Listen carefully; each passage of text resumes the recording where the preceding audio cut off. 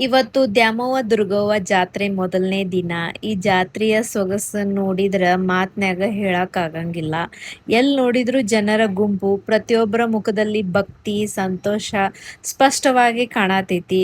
ಭಂಡಾರ ಹಾಕೋದ ಅಂದ್ರ ಕೇವಲ ಒಂದು ಆಚಾರ ಅಲ್ಲ, ಅದು ಭಕ್ತಿಯ ಪ್ರತಿಕ್ರಿಯೆ. ಈ ಹಳದಿ ಬಣ್ಣದಲ್ಲಿ ನಮ್ಮ ನಂಬಿಕೆ, ನಮ್ಮ ಭಾವ, ನಮ್ಮ ಹಾರೈಕೆ ಎಲ್ಲ ಇದೆ.